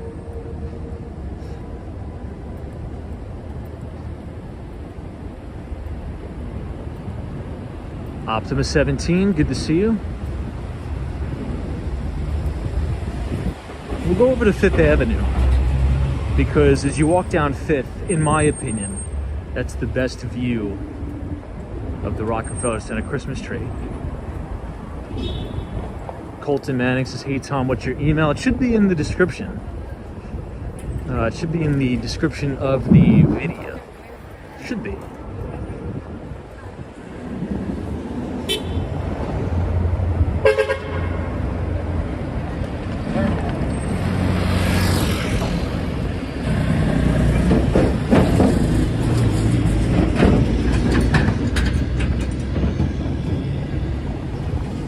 Jose says, what's for dinner? I actually ate in Chinatown tonight. I ate at my favorite restaurant in Chinatown called 456 because I was showing one of my listings in Tribeca and I walked over to the Chinatown. Oh, Josh S. says, hey Tom, I'm reading Trade Like an O'Neill Disciple. Great book. Great book by Gil Morales. Now, Gil was one of the most successful PMs at O'Neill Global. Gil is also a very, very good follow on Twitter. But it's a fantastic book. I actually just bought it again. I bought the hardcover copy to leave in my office. My office is right there, right here. But yeah, I have a copy in Miami, and I just bought another hardcover for New York. It's a great book. Great book for anybody who's looking for a very good investment book. Trade Like an O'Neill Disciple. How he made 18,000% in the market. Now that was back in the day when, you know, the original, the OGs, PMs, portfolio managers were at O'Neill Global. Now many of them is with all firms, right? They sort of all broken off and have done their own things. Many of them, you know, went on to get very lucrative jobs, running money at family offices and things like that. I think the gimbal's probably going to die in a moment.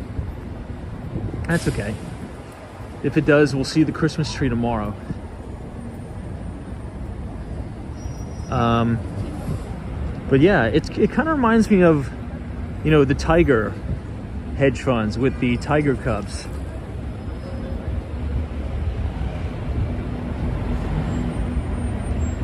That's kind of how the Tiger Cub hedge funds got started, right?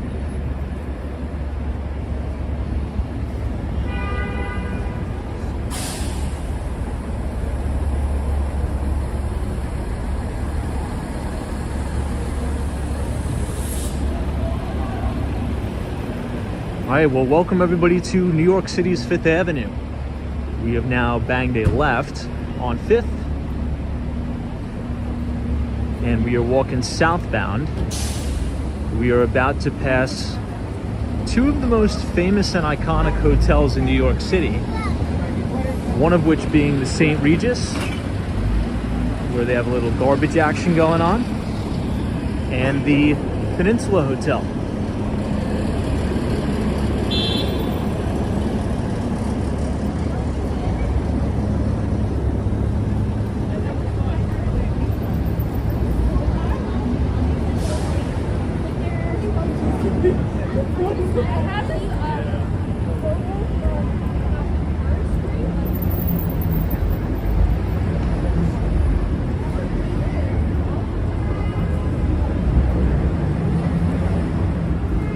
excitement is definitely building here.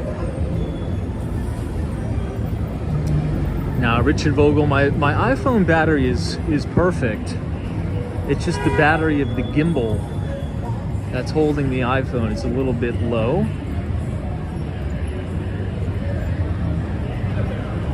Someone says, Tom, what is your view on Jim Simon's quant hedge fund Renaissance Technologies? I think it's great. I think it's great. I believe they have one of the best track records on Wall Street. I think about a 43% KGAR. Now, he started that hedge fund out of a little teeny office on Long Island. And if you look at the most successful hedge funds on Wall Street now, by and large, almost all of them run a quantitative strategy.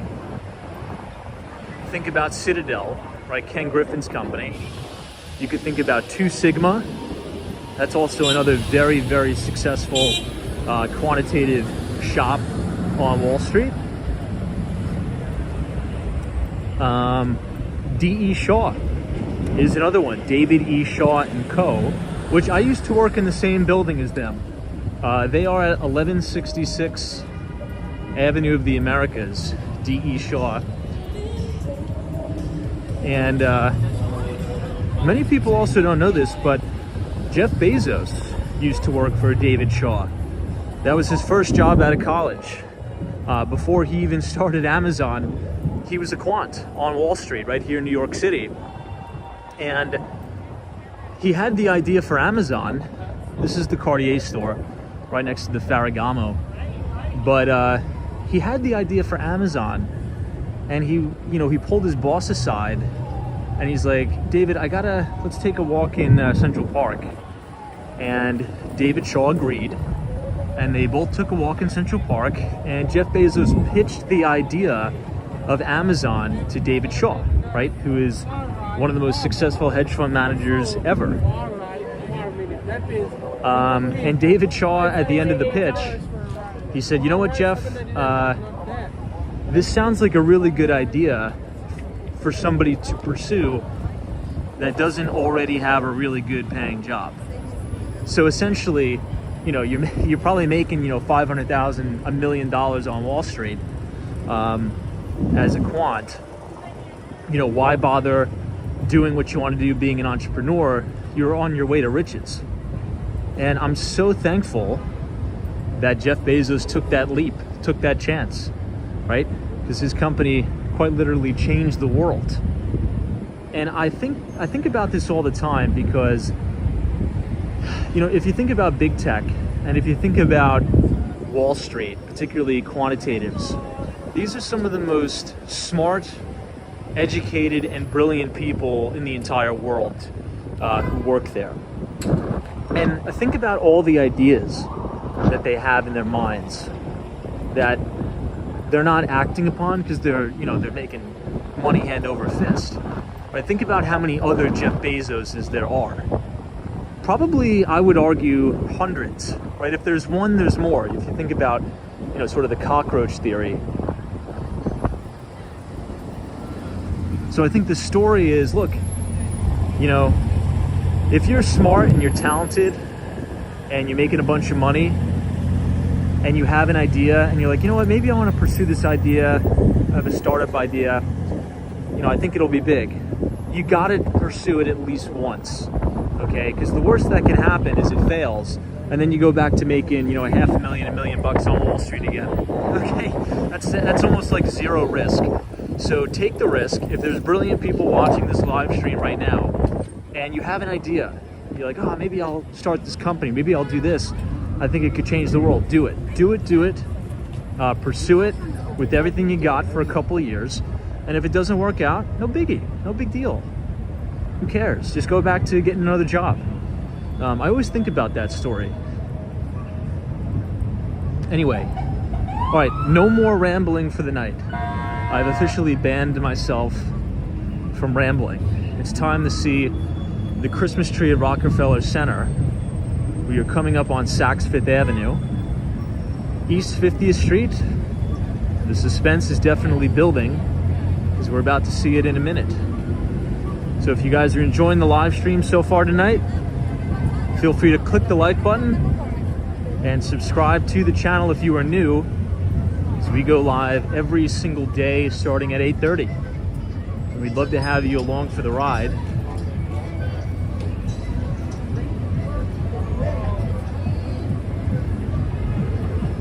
All right, I'm gonna look at it first before I show you guys, just because if it's no good, I'm gonna spare you guys. Oh my gosh, guys. Oh my God. That is the most beautiful thing I've ever seen in my life. But unfortunately, that's all the time we have for tonight. We will see the Christmas tree tomorrow. Thank you for joining Walks and Walt. No, I'm just kidding. Oh, the truck went right in the way as I was showing you guys. More suspense, double suspense.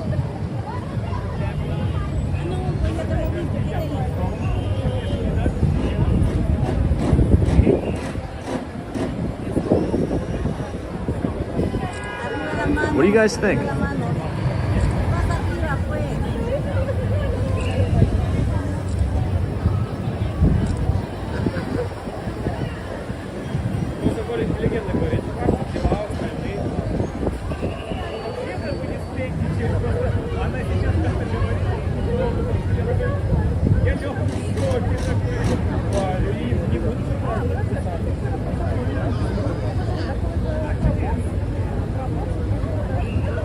Wow, that's way better than last year, guys.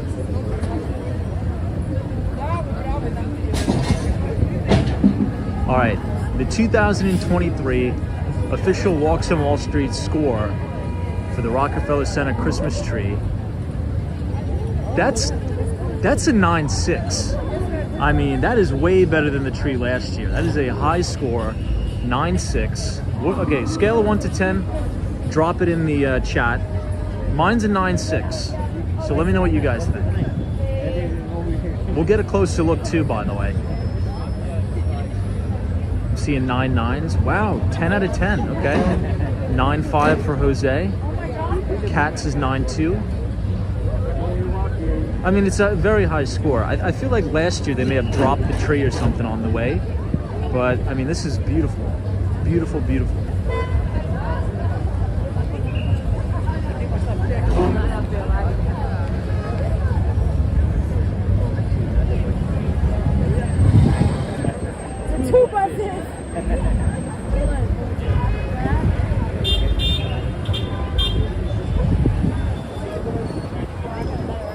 Okay, let's cross the streets and get a closer look.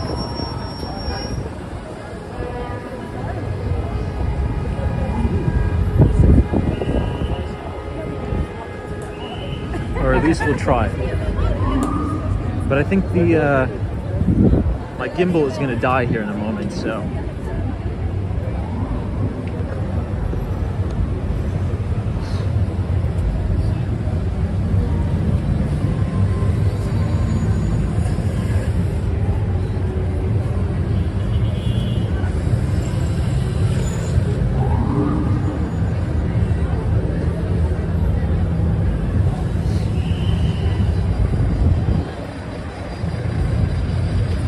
See all the police barricades up.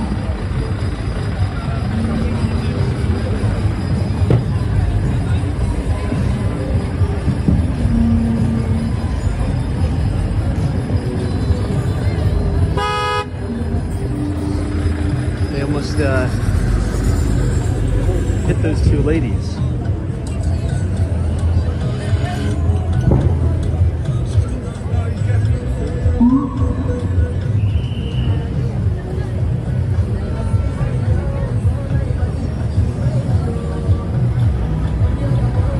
Line sync. Patricia Ivory, good to see you.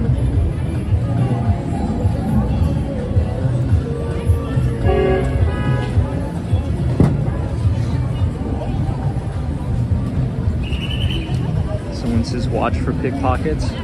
I don't really own anything valuable, honestly.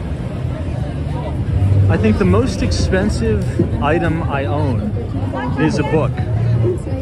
And usually that's kind of protected from thieves. Usually the education is interested. It is a little bit better.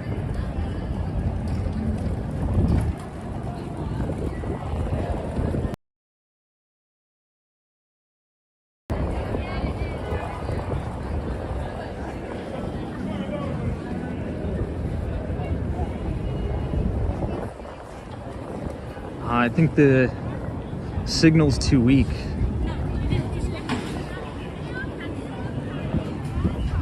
I think we may start to buffer here.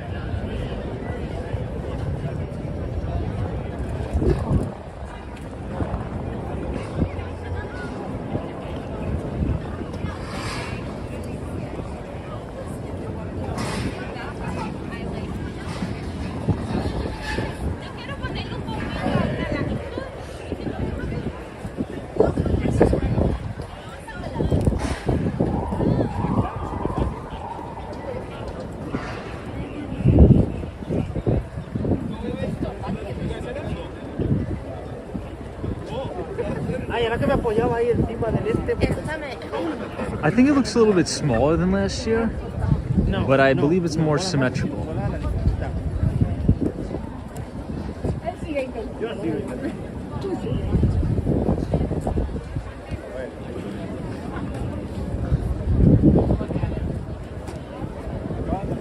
Brad's brain says reminiscences of a stock operator. That's one of them, but that's not the most expensive one I have. I'll message you the one I have that's worth the most. I'll send you a DM on Twitter.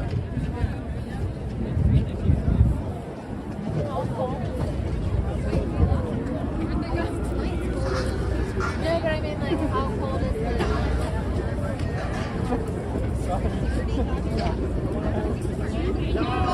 it? Cat bravas, like shrinkflation everywhere.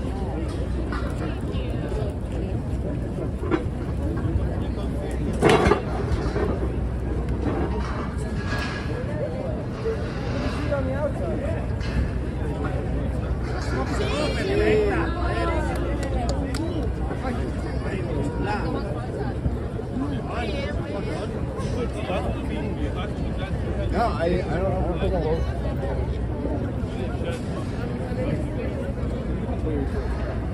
Imagine decorating that. There. I wonder how long it takes them. Let's have a look.